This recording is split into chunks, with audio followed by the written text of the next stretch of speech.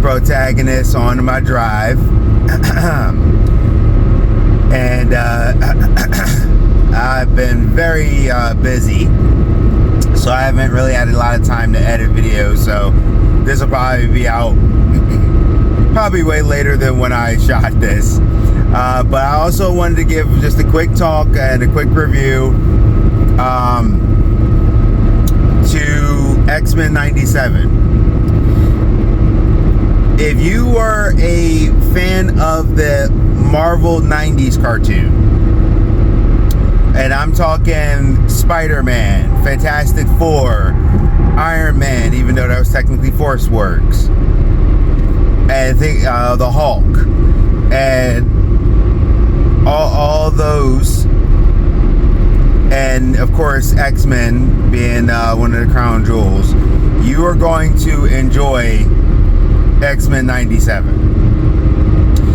They did so much, and I'm going to tell you right now before I go into this, it might be a little spoiler, like I'm not going like detail by detail, I'm just kind of, just telling you my thoughts and review.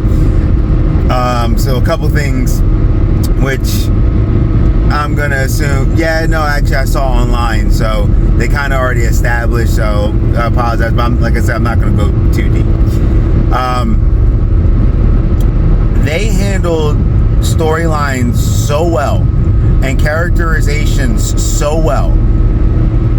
But they, to me, fixed the Cyclops thing, because by the 90s is when Cyclops kind of started getting annoying to me, because Cyclops used to be one of my favorites. And in more recent years, I've liked Cyclops a little better until Marvel started getting weird again. But there was a stint where when he became, after during the Phoenix 5, the villain thing afterwards, where I was like, okay, Cyclops is actually becoming a very interesting character.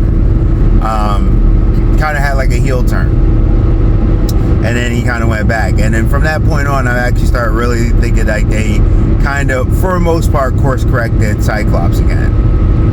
So, yeah, X-Men 97, it grew up with us. It had very dramatic storylines.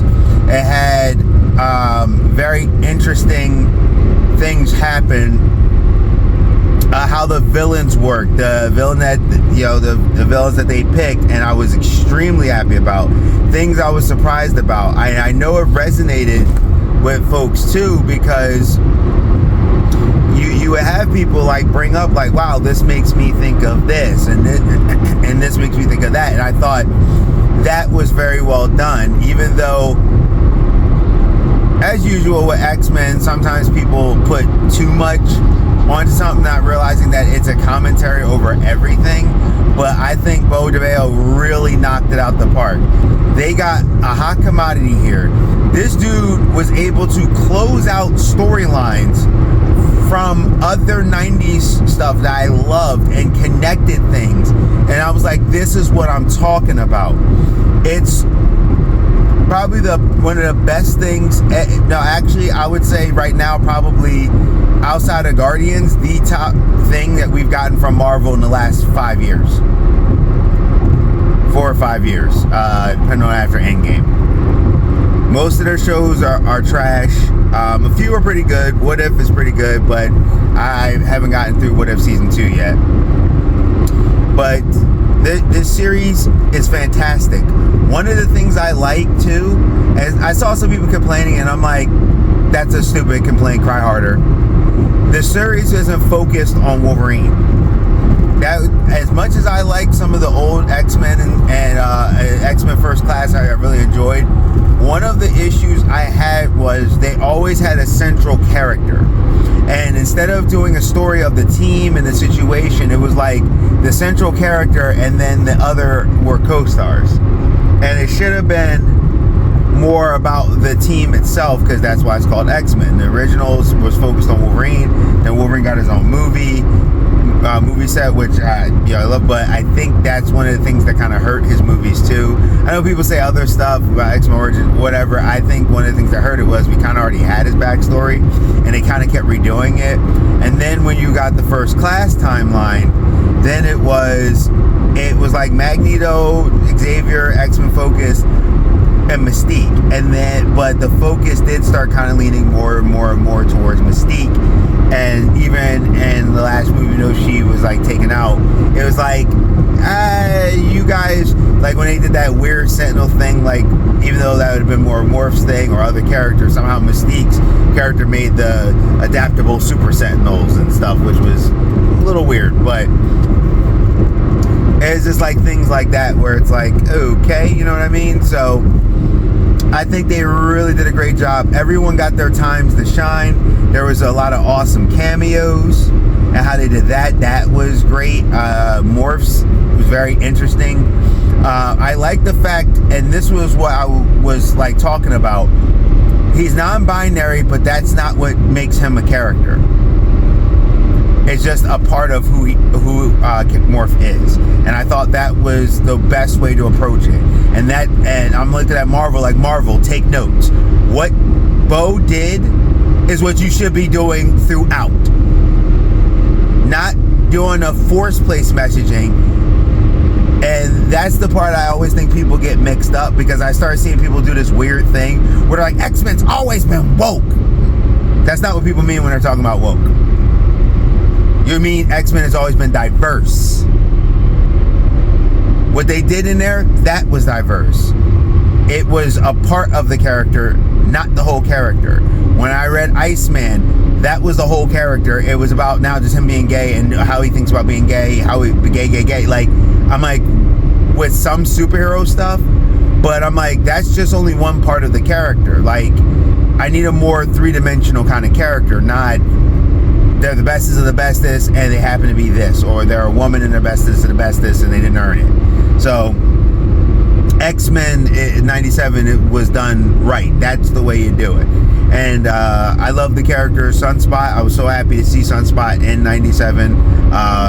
One of those more obscure characters that I just really liked, and I'm still happy, even though he got taken out in the X-Men movie, I was still happy to see Sunspot live action. I just love Robert DeCosca.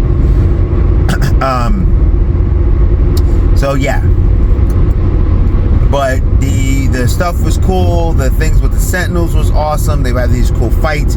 You would see X-Men really go like ham. Like, you could see how Beast could fight a Sentinel, and I thought that's like what I liked. Like, it wasn't just like, oh, you have powers, if you have this you could do stuff. I like that they kind of went into avenues and corners that you normally don't get to see with X-Men, like the adversary and things like that. And I think we're going to get 3 more seasons or 4 more seasons. I think Disney announced. I know we were already getting 2 and 3. I think they also said we're getting 4. But with the 10 episodes, I felt like nothing was wasted. They had time to focus on Storm, Rogue. Even the way they ended the season, they set up several storylines that I was very happy about. Because back in the day, I knew I used to definitely check out X-Men, and I know what they were. And there was a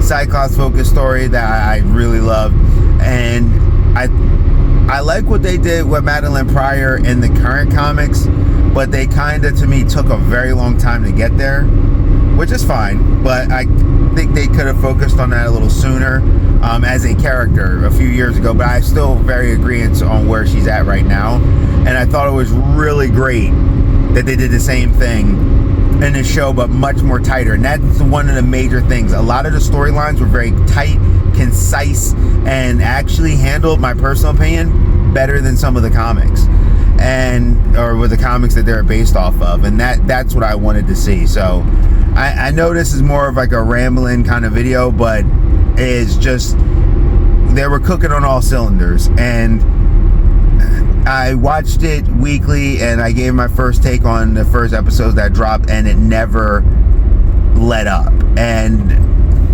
I felt like it didn't lull, and like there was like impact and heartfelt stuff and thoughts, and it made you think about things. And it's a show, when it came back, it grew with its audience. It wasn't sitting there trying to just only focus on the new audience and forget the current audience, because current audience is insert insult. It was, no, we're really making a show for everyone. If you're new to it, you can kind of jump on board, you can get with it, and you should be all right. And then it also had it where if you're an old fan, it gave you a lot of love, and it handled things very well, and I can't wait to see more in the future. I'm putting this rating as this thing blew my mind 100%. One of the best things I've watched on TV recently. And I'm just looking at Marvel, I'm like, yes, more of this. And like I said, it took every 90s thing and turned it into one universe, like its own cartoon MCU. And I'm down. I'm here. And normally I don't always say this, but for this, I'm here for it, as they say.